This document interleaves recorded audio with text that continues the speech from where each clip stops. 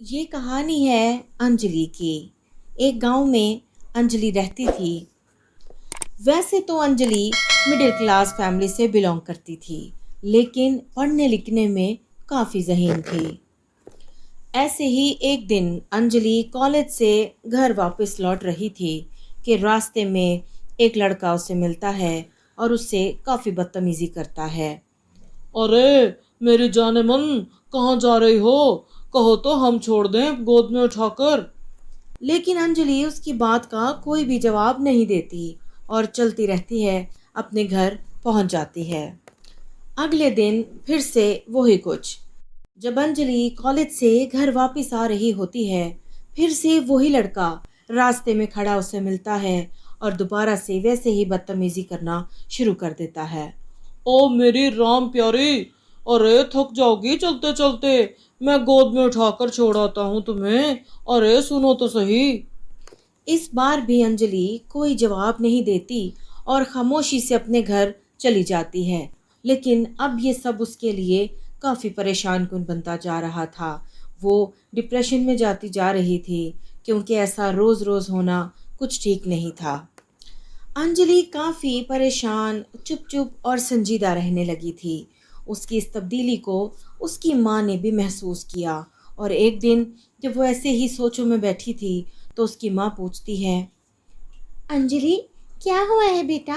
तू आजकल काफ़ी परेशान दिख रही है मुझे। सब ठीक तो है ना? हाँ माँ, सब ठीक है, ऐसा कुछ नहीं है। अरे मैं तेरी माँ हूँ बेटा, मैं सब समझती हूँ। कुछ तो है जो तुझे बहुत परेशान कर रहा है। क्या बात है बेटी, बता मुझे।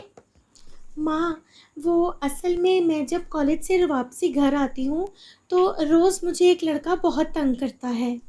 क्या? और तूने हमें बताया तक नहीं? माँ, मुझे बहुत परेशानी हो रही थी, बहुत डर रही थी मैं कि आपको कैसे बताऊँ। अच्छा तो रुक, मैं तेरे बाबूजी से बात करती हूँ। अंजलि की माँ उसके पिता के पास जाती है और जाकर कहती है, अजी सुनते हैं, जब अंजलि रोज़ कॉलेज से पढ़कर वापस आती है तो रास्ते में उसे एक लड़का छेड़ता है। क्या? कब से छेड़ता है उसे? पता नहीं, मगर अंजलि कह रही है कि काफ़ी समय से ही छेड़ता है उसको। अच्छा, तो अंजलि बेटी कहाँ है अभी? जी, वो तो हॉल में बैठी है। इतना पूछकर अंजलि के पिता हॉल में अंजलि के पास जाते हैं और पूछते हैं, बेटी, क्या क्या करता है वो? बता मुझे, मैं छोड़ूंगा नहीं उस हरामी को। देखिए जी, सुनिए, आप गुस्से से काम मत लीजिए। आप पुलिस में जाकर एफआईआर कटवा दीजिए। पुलिस वाले खुद ही अपना काम कर लेंगे। अरे पुलिस वालों को क्या तुम नहीं जानती? आज तक कोई काम उन्होंने ढंग से किया है? मैं खुद ही सबक सिखाऊंगा उसको। नहीं, आप मेरी बात मानिए। आप जाइए पहले पुलिस चौकी और एफआईआर कटवा के आएं। और आखिर अपनी पत्नी की बात मानकर अंजलि का पिता पुलिस स्टेशन पहुंच जाता है और वहां जाकर पुलिस को कहता है, देखिए जी, भाई साहब, मेरी बेटी रोज जब कॉलेज से आती है तो उसे एक लड़का बहुत तंग करता है।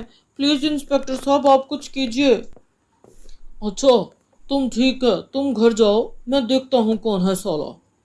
और तभी अगले दिन जब अंजलि कॉलेज से घर वापस जा रही होती है तो वो पुलिस वाला उसके साथ साथ उसके घर जाता है। रास्ते में वो लड़का आता है, लेकिन वो आज कुछ नहीं बोलता। इसी तरह समय गुजरता रहता है। फिर एक दिन पुलिस वाला साइड पर छुपकर सारा मंजर देखने की कोशिश करता है। तभी अंजलि जब वहां से गुजरती है तो वो लड़का अपनी आदत के मुताबिक बोलता है, अरे मेरी राम प्यारी, आजकल तो बड़े बॉडीगार्ड रखे हुए हैं। अरे हमें बॉडीगार्ड बना लो, जिंदगी भर तुम्हारी बॉडी को गार्ड करेंगे हम। और तभी ये सारा मंजर वो पुलिस वाला अपनी आंखों से देख लेता है और उस लड़के को पकड़कर जेल में डाल देता है। यूं उसे लड़की की बॉडी को गार्ड करना कुछ ज़्यादा ही महंगा पड़ जाता है।